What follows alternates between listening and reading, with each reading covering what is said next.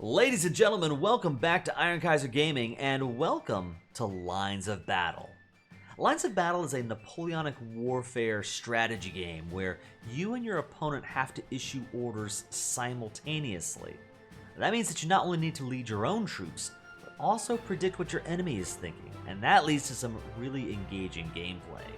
I've been having an absolute blast with the game, and you might notice here on the screen that this is not a Steam game. It's not a game that you have to download or purchase. This is actually a browser game, so you could go to linesofbattle.net, create an account, and start playing yourself right now if you'd like.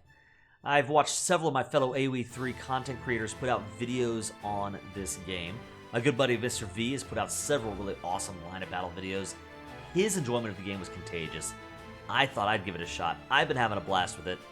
I figured I'd turn around and showcase Lines of Battle to you guys here at Iron Kaiser Gaming. So I hope you enjoyed the video. If you do, be sure to let me know in the comments below and like the video. What we're going to do in today's video is just showcase how Lines of Battle works. So I'm going to start off with a few rounds against the AI just so you can see mechanically how this game functions. And then we're going to check out some PvP action. And you guys can see a battle that I waged in the fields of battle here at Lines of Battle. Let's dive right in. Okay, here we are in a battle against the AI. We're just going to play a few turns so you can see how the game functions. And you'll notice right out of the gate that I have several different types of units. I've got cavalry units like dragoons to my left and hussar to my right. I have several different types of infantry. In this battle, I've got line battalions, line infantry, as well as militia. They're not very good, but they'll do in a pinch. As well as a couple of artillery pieces. I have an 8-pound foot artillery and a second 8-pound foot artillery. Now, there is a larger roster. There are different types of cavalry units and infantry units and artillery pieces, each with their own strengths and weaknesses. But it's not just about the infantry and the units that you bring to battle. It's also about your positioning. In fact, I'd say that's the main thing. You need to pay attention to the lay of the land, because things like where the forests are, or where the towns and the cities are, lines of sight are deeply important to the quality and the ability of your units to fight. So right here at the start of round 0, I'm going to go ahead and place one artillery unit right here. He's going to try to move up and take this center location right away. I have another artillery piece. I'll put it here. He wants to move maybe forward and sort of take this location. We want to rain fire down on our enemy. Several infantry will place in the forest. If they were getting shot out, the forest would provide some cover. Cavalry, I will move over to the flanks so that they can swoop in as necessary. I'll keep my militia with the artillery just in case, kind of a defensive function. And then these 4 line infantry will compose my right flank. And myself and my opponent position our units simultaneously, and then we have to give orders simultaneously. So here we are at turn 1. I'm going to swing my cavalry maybe along this way. Alright, and you can see I'm actually able to drag the path that they take. So I can get pretty granular about the approach that I want my cavalry units to take. Here, I will send one cavalry unit wide like this, and another cavalry unit, I'll take a more direct approach, and we'll see what happens. My 4 infantry will move forward. I'll have to be wary of his artillery, but I think I should be okay for right now. I'm going to move my artillery pieces forward and the 2 militia on defense. Meanwhile, finally, my western flank units, I will move them up as well. Submit orders. The AI moves. I move. Okay. We gotta watch out for these 2 cavalry pieces. I think I'll move these 2 infantry units to support this cavalry, just in case. I want to play this part a little defensively, so let's sort of reorient how he plays. Maybe this guy will swing out wide, get caught out. This infantry, I will continue to move forward. I'll send 1 infantry over here just in case a fight breaks out. Move these 3 forward. Artillery continuing to position itself. I want to angle this artillery so that it is ready to fire and rain death upon the enemy infantry units. You really want to try to hit infantry that are out in the open. Okay, here we go. Now, I've been giving move orders, but there are actually 5 total orders to the game. There's move, there is attack, or seek, where I'm just going to tell my opponent, just tell my units, go straight at the enemy, right? Try to get into melee distance and start attacking. Shoot, which I believe is the same kind of thing, except you're prioritizing ranged attack instead of melee attack. If I look at my guys here, there's really nobody in range for this mode, but it's a different story with the artillery. We'll go into shoot mode, and we will tell the cannons to lay into the enemy infantry. We also have what's called fire and advance, where it's kind of like a move order, but you're also telling your units to open fire if an enemy kind of gets in your line of sight here. All right, this cavalry will engage here. These infantry units will engage and hopefully get a good flank. This guy's now home free to try to swing into the back line, maybe get onto these artillery pieces before they can wreak too much havoc on my own units. Let's see what happens. Boom, we see these 2 bars here. The green bar represents the enemy, like the actual living units of the battalion, and then the blue bar represents morale. And you can see that the morale of this army is getting shredded here. Oh my goodness, and you can see this artillery piece repositioned, started firing, this artillery piece blasting away. Then these clumped up infantry units are really paying. There's the cavalry crashing in on that artillery. And you can see, if we pull up the bar here, the objective of the game is to earn victory points, to get a significant advantage over your opponent with victory points. You do that by killing the enemy units. You can try to capture his command center here. I believe there might be several other ways, but those are really the main ways, is to defeat your opponent's units, send them routing, and then try to capture their command zones. Now, of course, it's one thing to engage in a battle of wits against the AI, but what happens when you go head-to-head against a fellow human being? Now, this is my first ever multiplayer battle in Lines of Battle, and I gotta say, I think it's a really fun showcase of the kind of hijinks you get into in Lines of Battle. This was a blast to play. Yours truly, the Iron Kaiser in the north, playing on the blue side, versus my opponent here, Henderson, in the red on the south side.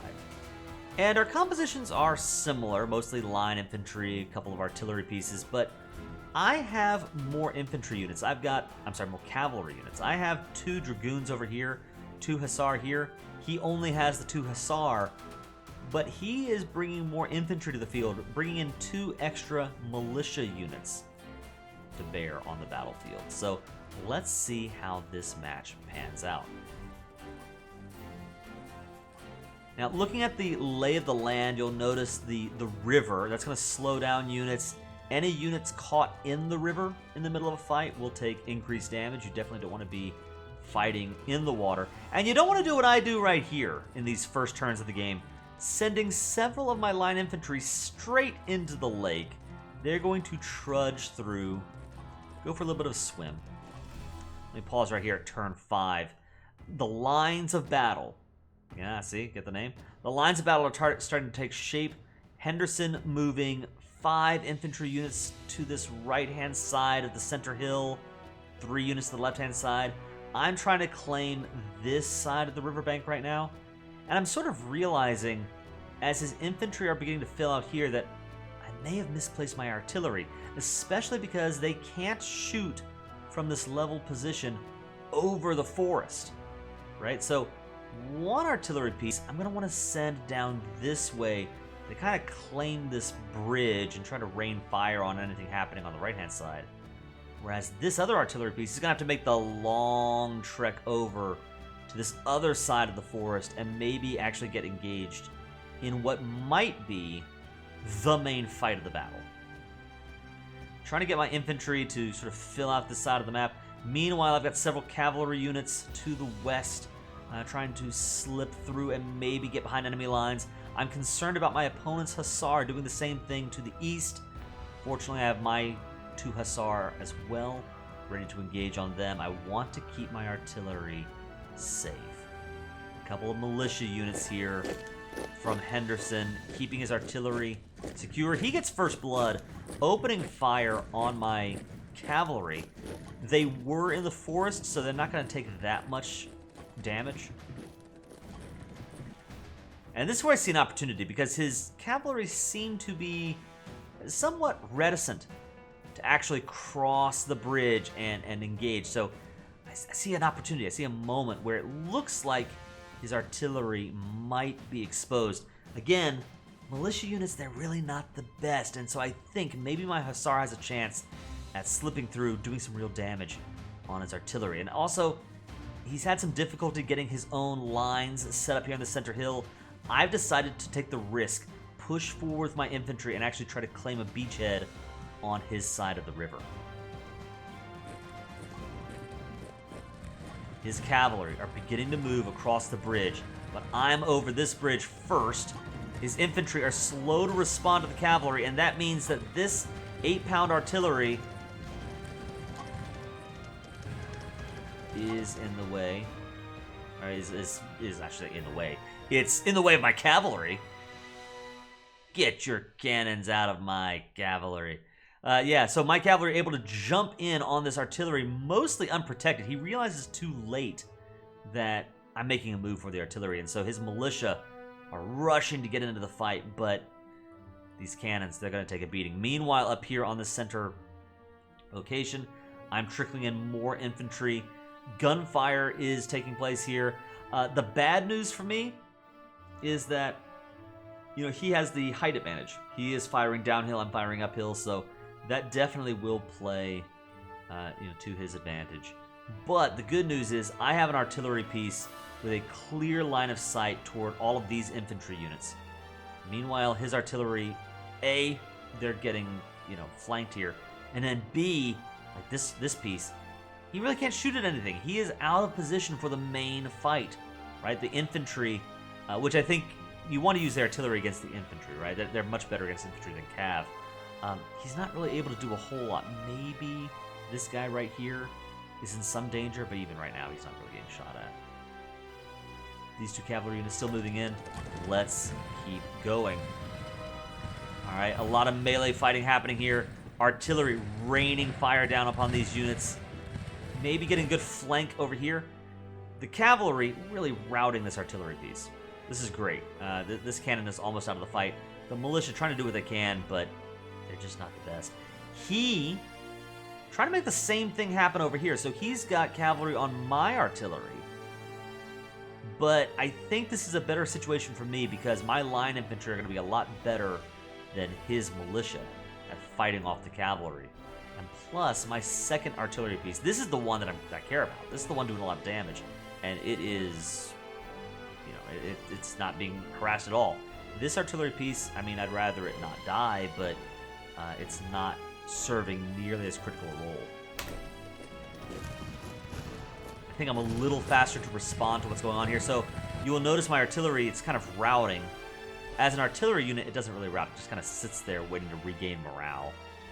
But look at the center here. This artillery has absolutely shredded my opponent's HP, shredded the morale. The cavalry trying to make a break for it, but my units are fresher. He's starting to run. He's starting to break here in the center. And meanwhile, we've got cavalry moving in, trying to get onto the artillery here. The militia immediately get routed because they're just militia. They can't stand up to a cavalry charge like that. The cannons putting in the work. This piece running for dear life. Now you got to be careful when you rout units because that doesn't mean that they're out of the game for good. They do slowly regain morale, especially if they're near allied units, particularly the cavalry. So you've got to be aware of that. That's why, even though these cannons are routing, I still have cavalry on the artillery piece, actually taking the time to destroy the cannons and not just leave them dazed and confused. But you can see that Henderson's line sort of collapses here. And this is a win for yours truly. What a blast of a game. I had a lot of fun with this. Definitely could learn some things after this match, like, don't send your line infantry for a swim. Not the best idea. But had a blast here. You'll see I took one infantry unit. Once I got the sense that I was winning the center, took one infantry unit down south to try to capture the enemy command center. I think ultimately that would have been useful if it came to it, but wasn't necessary. My opponent called the GG here. Look at this, wow. From 51% the enemy units lost, only 19% on my end, so a pretty decisive win for game number 1. They've not all been wins, but a lot of them have, and they've been a lot of fun. Guys, this is Lines of Battle. It is a blast to play. I hope you give it a shot, and I hope that you enjoyed today's video. If you did, consider liking the video and subscribing to the channel. Let me know you want to see more Lines of Battle. For now, this is yours truly, the Iron Kaiser, signing off. Have a great one out there. God bless.